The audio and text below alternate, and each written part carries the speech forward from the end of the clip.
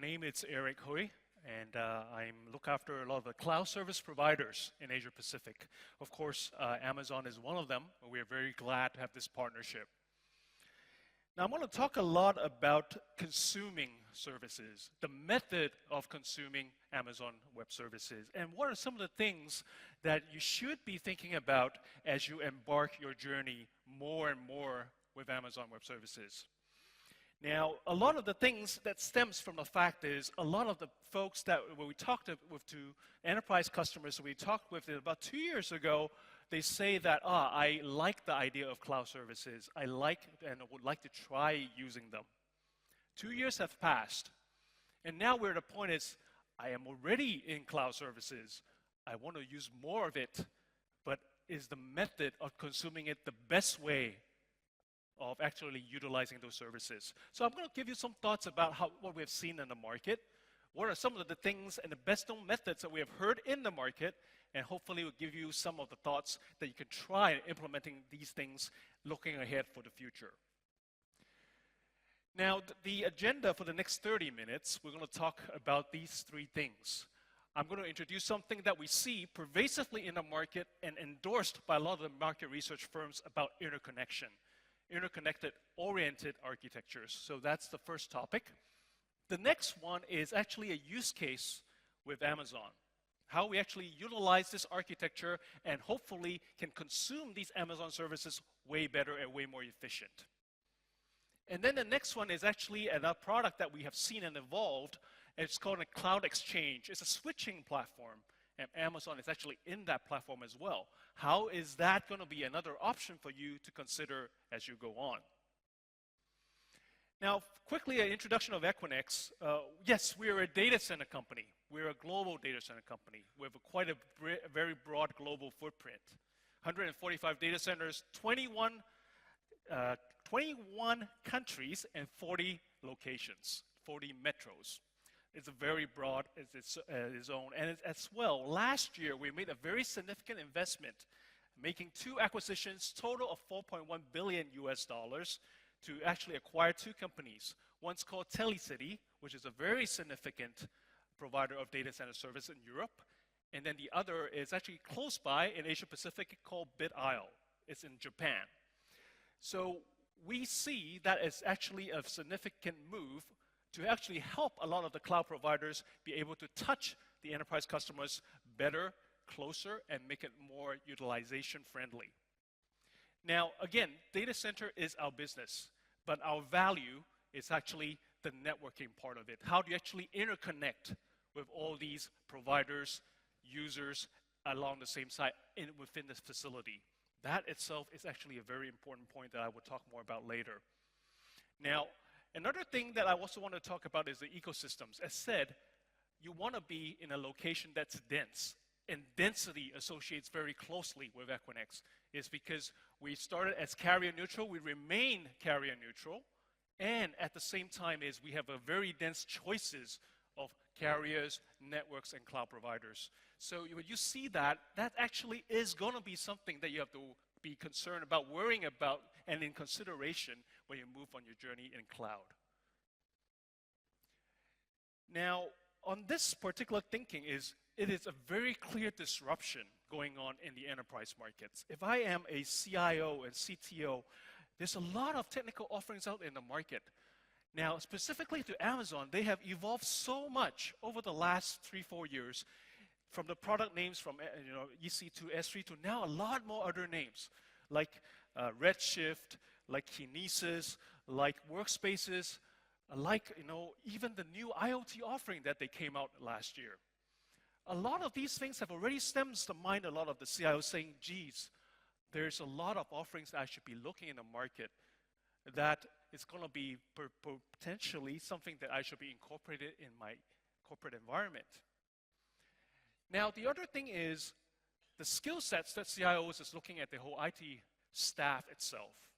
Used to be that a lot of the things that they do themselves, they actually manage themselves and on their own staff team members. But a lot of these offerings have just evolved so fast in the market that is keeping up becomes an issue. So a lot of the skill sets that we are seeing in the IT segment right now is how do you manage and getting to know these kind of new product offerings and integrate them together. So it gets to a point is knowing what's available, what some of the managed service providers out there that can help you build this whole thing together. And this whole pie is actually growing. So that is itself a very important thing that I had seen and talked to CIOs and said, geez, help me out in that. Is there some ways of helping me better consume all these services and new services out in the market? Now, from a business perspective, very clearly, cloud has already made it transform so fast, made the need and hunger to transform actually increasingly by day. So if you're on the left side on this slide, it talks about innovation. Innovate quickly on your business models. There's so many examples out in this market that you can actually be able to quote. Typical classic example is the Uber, the taxi thing. And of course here in Singapore, there's the Grab taxi as well. And then there's also other things like even insurance companies. They see a lot of these insurance firms already so competitive in the market that they have to find new ways in order to stay abreast and capture market share. So some of the firms out there have started to give you these freebie Fitbits and trackers to what? One, of course, encourage the customers to be more healthy, but more ulterior motive is to do better risk management. That's a needed requirement coming from the business. So that level of innovation, that need of innovation from the business angle is pushing a lot of the IT staff and the thinkers to really think broadly. Now, at the same time, if you look at the lower left side, that's the real-time decisions, the hunger to get information analyzed right at that second. So if you hear and more of these kind of things about big data, a lot of these IoT kind of thoughts, that itself is actually the key requirement, the key attractive factor that actually forcing a lot of weight to the IT individuals and staff. Now, the other similar things as well, responding to the channel and at the same time for the digital payments and the digital ecosystems. Now, I still remember when in 2 years back, when you go to Starbucks, you always just pay by cash or pay by credit card. But now there's just so many other ways of doing payments. Not only you do your UR code, your barcode stuff, and actually you can use your NetSplash Pay to pay that as well. So if you add it all up, all these are basically making all these transformations. Now, what does that mean? On the left side of this slide, it talks about some of the environmental factors. You're now, as an IT individual, you're addressing a lot of load. The load is actually more users, more devices, and at the same time, it's a lot more locations that you have to worry about. The locations research that the research firm Forrester has done is 75% of most of the corporates out in the world is actually residing outside of headquarters. Now, that's alone itself is just the employee base. But if you add also your customers, potential customers want to be tagging into your network, that's going to be even higher than 75%. So the thing is, what this chart is actually capturing is, yes, each enterprise company, the level of evolvement of enterprise IT infrastructure, that pace is different. But the chart is continuously going to be going up. If your capability is not catching up fast, it's actually causing you lost business opportunity. So what are some of the things you have to solve at this point? If you look at it on the right side, it's actually talking about data itself. The data gravity. What does that mean is gravity is actually the weight, the amount of data that you have to move, that you have to synthesize in a very short amount of time. I'll give an example. When an aircraft lands, that they always have to actually synthesize about 2 terabytes of data in all the sensors on the plane. There's 2 terabytes on even like a 2-hour flight. Before that plane embarks to the next location, it has to be transmitted to, one, the manufacturer, two, and also to the airline to analyze is there any risks involved at that point. Now, we're talking about usually, if it is budget airlines, in 30 minutes, plane goes off again. But if you want to transmit 2 terabytes in a, say, 1 gig link, how long does it take you? So that's a concern about gravity. It's the amount of data that we have to all be thinking about as you go on in your corporate environments. Similarly, it's just the placement of workloads. Do you have to put a copy of everything of your IT infrastructure, at all your locations? That's something to also to be worried about. You're going to be actually subscribing all your Amazon instances at all locations. That's something you have to be also thinking about ahead as well. Not only current, but also the outlook as well. Now, if you add it all up, the question now comes, and that's the million-dollar question. Is your current thinking about IT infrastructures, the way it's set up, the topology in the network itself, adequate for the increasingly heavy-duty use of cloud?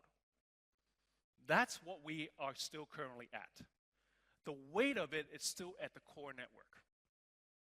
Okay, that means you're putting a lot of your stuff at your core network. That means you have to transmit them every time through the WAN to your own corporate network. That means it's causing you a burden, a bottleneck at the core side. But we have been doing that for years. It's still okay, but are we okay in the next few years? Especially when you're going to use more of these services like Amazon is offering. On the flip side, that's what we call the systems of engagement. Because again, not only the weight itself, not only the weight of data itself, but it's the characteristic of the data itself. The workloads is getting more interactive. It's not going to be that you send once and just ping back once. It's not. It's going to be actually going back and forth, back and forth, back and forth. Interactive. Cloud workloads, obviously. And at the same time, there's a lot more unstructured data, especially in the big data analytics engine. Okay, that's going to add a lot about the complexity of it and also the richness of content. Video as an example. So all of this is adding up. You have to be thinking about the way that you're architecting your network topology at this point. Are you on the left side? Or already are you envisioning on the right side? I hope you are already envisioning on the right side, because the edge is getting increasingly important. The edge is exactly where the point you should be thinking about most of the transactions, because that's where all the cloud, the density, the networks are at, and you want to transact right there. Not always back to your WAN environment, so that you always have to take a very, very fat pipe back to your own corporate environment. So that leads to the point of interconnections. You want to be at an edge location that you can interconnect with all your supports, and also addressing the growth in people, locations, clouds, and data. I mentioned earlier before, people, locations is very obvious. World's getting smaller, people getting more dispersed, the ease of travel out there, all are actually causing a lot of people to think, hey, it's not just at one location. Clouds itself, research already been shown and also published in market reports that in corporate environments, typical corporate environments, 83% of the companies out there use more than one cloud. It's a fact. So you have to be thinking, okay, maybe 2 clouds right now, but it's very inevitable that it will be 20 clouds or 30 clouds, even 100 clouds going forward. We in Equinix already uses 40 clouds, internal environment. So that is something is unavoidable. Now, of course, people might say, if you're in early state, you use 1 or 2, but it's inevitable you'll be getting there in the future. Okay, so you have to address that. And again, what we talked about earlier is the weight of data, and also the crave for real-time analytics. All of that, what is that leading into? You want to be in an edge-rich location. So that leads to a point about interconnection architecture. So what exactly is that architecture? What is that blueprint? Just mentioned about the edge. You should be thinking about pushing all that content, or actually the apps and services, to the edge. And that itself, you have to be thinking about putting kind of a communications hub at that edge point. So you can tap into that edge point right away. Just thinking of it from a carrier terms, it's like a point of presence. That's the location you want to be at, and building that up. Now, as you go on, we talked about that you'll be utilizing a lot more vendor services out there. The idea of outsourcing actually gets to another new paradigm. If you add that up, you want to be at a location where you have a lot of choices for ecosystem partners. So that itself is another architecture footprint that you should be thinking about as well. Oops, sorry, I missed the others part, yes.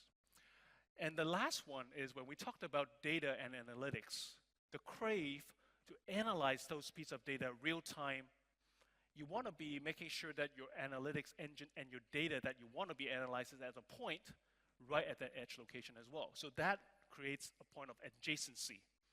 That creates a point of a data hub environment. So all of these three things is what we have seen customers asking us, hey, is this the way, is this the method so that I can tap closer to the edge? And that is the footprint in this chart. So this is just another way of pictorially present what I just mentioned in the earlier slide. Communications hub, your hub point, your point of presence, that you want to be at that edge location. Simple router will work, okay? And then once you get there, you're going to basically find out what kind of services that you want to be subscribing into.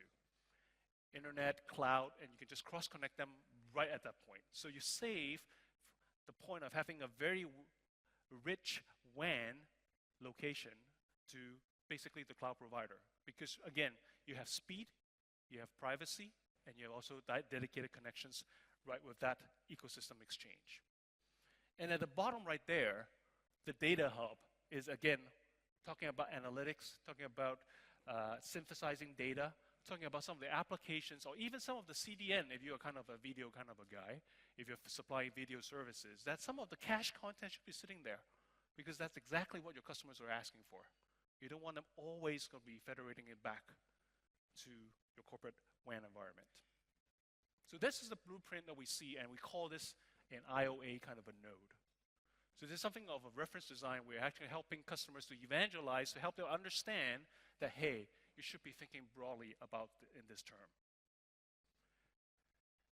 Now, how is actually holistically looked at this point, right? So we talk about that IOA node. Addressing the people, locations, clouds, and data is going to be at different locations as well. So you're going to be replicating that node at different locations where you want to be addressed. And you push all those apps and data to the edge at those locations that you want. And then, same time is once you get there, you want to connect to those ecosystem partners that's going to be serving you right at that edge location as well. And then, with Amazon, you can also subscribe to multi-regions if you need to. Because again, Amazon has availability zones. Sometimes for redundancy needs, sometimes for business continuity needs, you will also be thinking about putting in different subscription availability zones for your business reasons. So that itself also works out well. And finally, again, for the analytics, real-time data synthesis, right adjacent to the edge. You put your data hub right there. So that's the overall footprint that we have seen that we have been widely looked at and also ratified it with some key enterprise customers to see, hey, is this the right thing to do? Is this something worthwhile? Is it something worth investing? Is this going to be a pure brain paradigm change? So these are some of the examples that we got. Now, unfortunately, I cannot quote those customer names, but these are quite credible names out in the market, actually worldwide.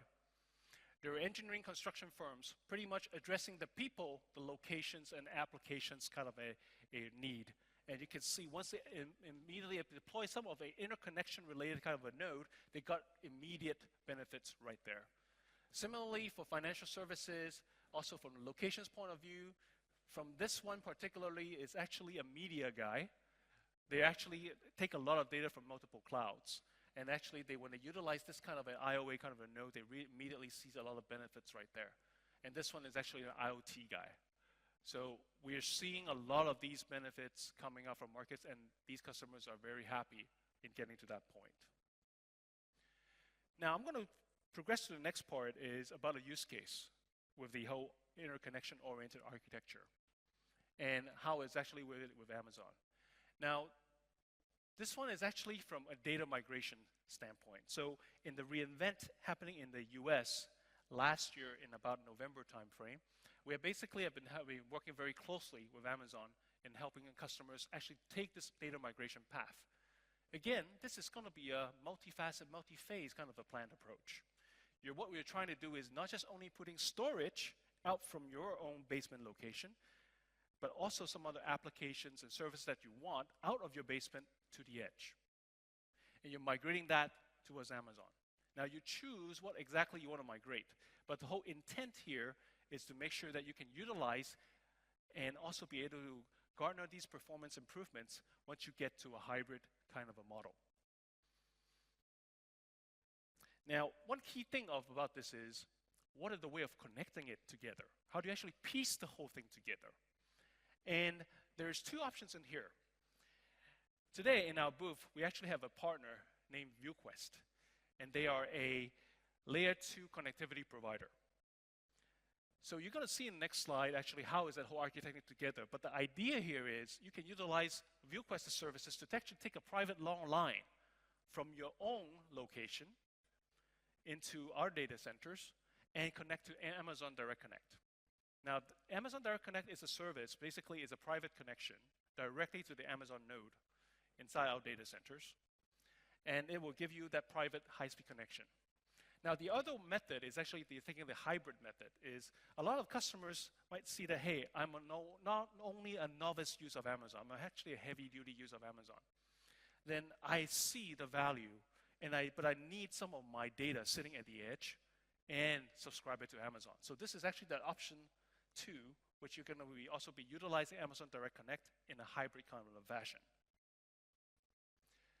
So from a utilization point of view in here, there's a couple of things, right? Of course, our data centers, which we also have a cloud exchange, which I will talk about what the switching platform is about. But at the same time, is there services that Amazon provides. Of course, the Direct Connect services and also their full suite of great products that Amazon supports.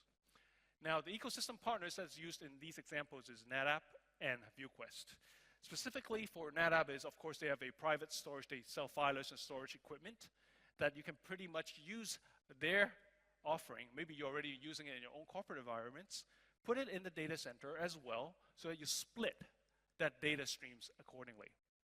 And whatever that you want in the NetApp filer, you can actually also be able to be addressed, not copied, addressed by Amazon if you need to. And for our partner ViewQwest, they will be able to serve you with the connectivity point of view from all the way to long lining from your own premise to the data center location. And they'll be able to reach to the Equinix IBX, the data centers, and to the Equinix Cloud Exchange accordingly. So how does it look pictorially? Okay, so this, again, the first option. Customer premise on the left, ViewQwest layer 2 connectivity coming up to connect from your data center, from your own premise to the data center to the ViewQwest cage within our data centers. And then they will take you directly to the Amazon node, and then you'll be able to have that private connection to Amazon. Now, the red dotted line is exactly where the demarcation is, okay? So if you see all that, that adds up to a lot of the early start models about dev test environments, a lot of about the applications environments, the web applications that you can utilize this kind of a method to get to Amazon directly, private connections. Now, if you're getting to the heavy-duty model, then it's the hybrid one that I mentioned earlier. If there are some things that you want to save by your own, in your own control, you can use this hybrid kind of a fashion and then put it in the data center as well. Now, of course, you still have to connect it together from your own premises to the data center view, in this case, a partner of ours, ViewQwest. And then, in that cage, your own cage, with your filer, you'll be able to connect it directly, cross-connect it to Amazon Direct Connect right there, okay? Now, in this case, again, a lot more savvy kind of workloads, what more heavy-duty kind of workloads can be done, especially in a lot of the cases where I've seen at this point is the big data and the synthesis engines. Because a lot of the data, they want to be sitting in their own cage, and they want to utilize Amazon services to actually understand and synthesize those pieces of data. So a lot of production-worthy like workloads are happening like in this model. Okay. Now again, different companies have different phases of planning about all this. But at the end is we know cloud paradigms and cloud platforms is here to stay. So it's just the way of how you utilize it and the speed of utilizing it and your comfort level of utilizing it. We are giving you these kind of reference cases is how to actually help you as individuals to plan this journey together. Okay. Now, the other thing I want to talk about is the Cloud Exchange. It's a switching platform that we have developed, and it's one of the avenues also to connect to Amazon. Now, earlier I mentioned about Amazon Direct Connect, which is actually a high-speed, up to 10 gig kind of a speed to connect to Amazon privately. Now, this one is a switching environment. Similarly, on the left side, you can see there's a co-located, that it means a hybrid kind of a model for the enterprise user. And then there's also through the aggregator, that is the network service provider like ViewQwest, that they can take the connectivity from your own premise all the way to the data center. Now, the whole benefit of this is you can be able to switch to different providers as you need. A lot of the cases is you use an infrastructure as a service guy, like Amazon. You will use a lot of SaaS, Oracle as an example, SAP as an example, right? Salesforce.com is another example corporate likes. So pretty much as you can just get that one port on the left side before the switching environment right there, and you burst different virtual LAN connections to different cloud providers as you need. Now you can partition those speeds as much as you want. You can actually have it for a month, and then you switch it off the next month as you like, on-demand models. But the benefit of that is you're gonna be addressing multiple cloud providers, if not now. So this switching platform gives you the flexibility of basically provisioning accordingly what your needs are. And as said earlier, multi-cloud is also gonna be something that will be here to stay. So having that hopefully is conducive to your efforts of moving more towards cloud environments. Now from an Amazon point of view, the Amazon Direct Connect can do up to 10 gig. The switching platform that we have this one, at this point, Amazon is allowing the provisions up to less than 500 megs. But we know we're partnering very well, this speed will go up as well, okay? But that gives you a very good layer 2 option for doing switching hybrid kind of setups. We are also thinking about SDN, software-defined networking. So when we thought about the Cloud Exchange platform, we want to also make that monitoring and also control to our customers as well. So when you provision the Cloud Exchange, you can either use a cloud portal method. That means when you got your Amazon key, that is, you already gave them the credit card number. You already know what, the name and the number of services that you want. They'll give you a key. You give us that key, we'll help you provision it through the portal. So you have to key in all that information. Now, the other method is using APIs. These are standard APIs that we have developed using a lot of the external UIs, that you can also call these APIs on your own and be able to provision that link right away. So that itself, right, once you get all that set up, you can immediately just burst workloads through the Cloud Exchange platform directly to the cloud that you want. So we see that as actually something that we see in the market that more and more customers are asking about, and we have to be in the forefront of that. And we know programmers, developers are getting more savvy every day, so that's something that they're asking for. So in summary, I just want to make a couple final points in here.